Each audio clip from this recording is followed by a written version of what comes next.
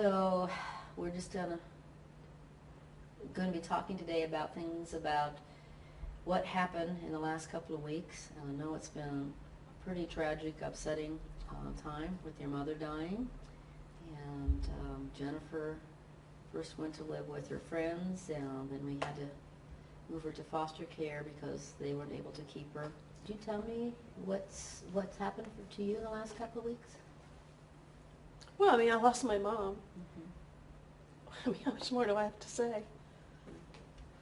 You know, I mean, she was sort of my bedrock, and she always believed in me. Everybody else gave up on me, and she was always there for me. And I mean, I had pulled my stuff together, Right. and I just can't even imagine her not being here. So, you know, I went off and blew everything, Yeah.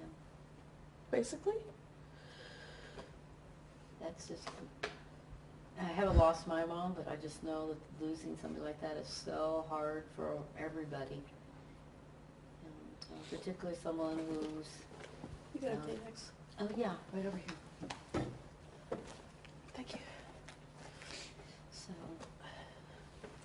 Yeah. So what is, you know, what are we meeting about? What did you want?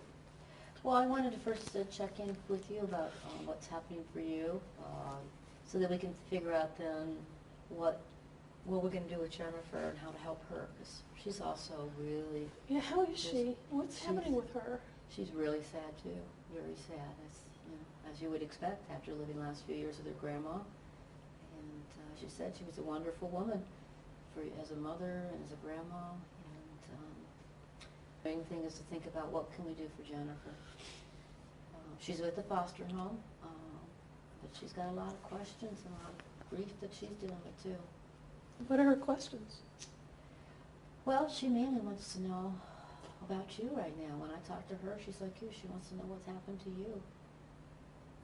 Can you tell me anything so I can share with her about what's happened to you? I don't really want her to know. Okay. I mean, it's so much for a kid. I mean, I'm not a kid, and I can hardly handle it, you know. I mean, I started using again, Okay. lost the job I had held for a year, longest I've worked, and, you know, lost my apartment. So, bada bing, bada boom, you know. What do I say to her? Sorry, honey, you got no place to come home to, Right. you know.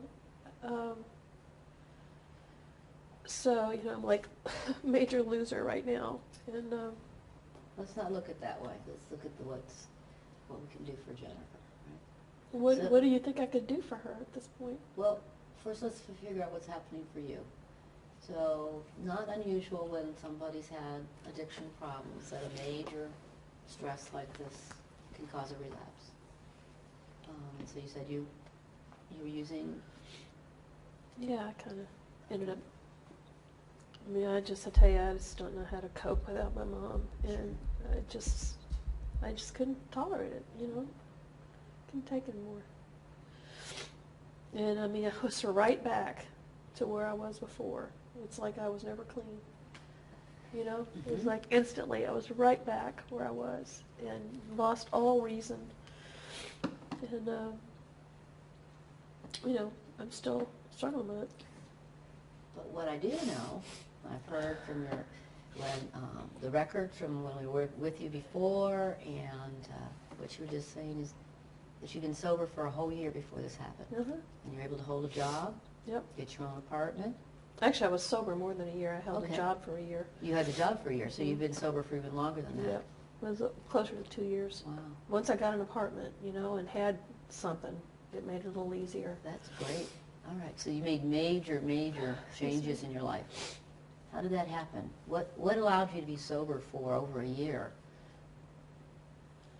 Well, you know, I knew Jennifer was doing great. I could see her as much as I wanted. Mhm. You know, I mean, I wasn't quite ready to take care of her, but I knew she was safe and with family.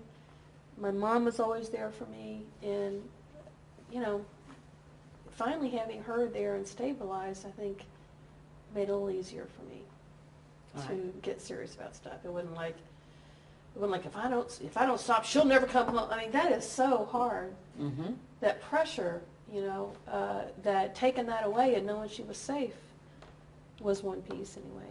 All right. And you're able to see Jennifer regularly, and Yeah, I mean, it was like my second home. okay, great. And she even stayed with me occasionally once I got my own place. Uh-huh. So it was really kind of great. And it's really kind of blowing all to pieces now. But You know? that's normal. Do you know that? Did they talk about that in treatment with you ever? That sometimes the relapses happen. That your choice now is to go back into sobriety, like you've been able to do before, or do you stay back into the addiction process? It is not an either or. But if you It's had not an either or? no, it's not an either or. If you had your choice right now, what was better for you? When you were sober, or when you're using? It was definitely better for me when I'm sober. Okay. I mean, you know, You know, sometimes that's not true. really. Yeah, sometimes that's not true for people. That's why some people keep using it. The drugs let them forget. Maybe like something like right now, they forget the pain of losing your mom. And that pain's so strong, they'd rather be in a drug haze than deal with what they have to deal with when they're sober.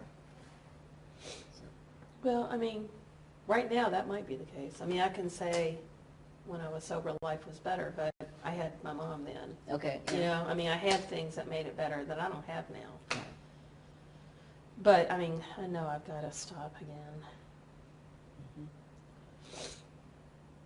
So in the last year or so that you've been sober, what have you been doing? Your mom was one part of it, not having the pressure about, CPS saying we're going to take your daughter away. You saw that Jennifer was being taken care of, got a job, a house, had all these great things. What else did you do that helped you stay sober? I went to meetings.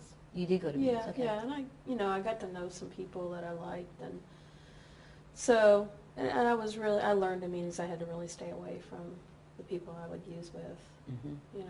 so I've done that, of course, now that I'm homeless, I need a place to stay, and people I meet at meetings are not people that are gonna let me live in their house.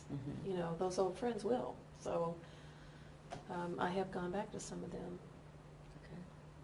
So right now, while you're homeless, you're staying with some of your friends that... Well, in between, Better not. like I'll do a shelter a few nights, but now and then I'll say, how about a couch tonight, and so if I spread it out, it makes life a little easier. So one of the things, maybe a real immediate need you have is to find a good, clean, sober place to live. Yeah. Whether it's temporary, probably temporary till I get something long-term again, but Is that That- something you could help me do? that is something we could help you with.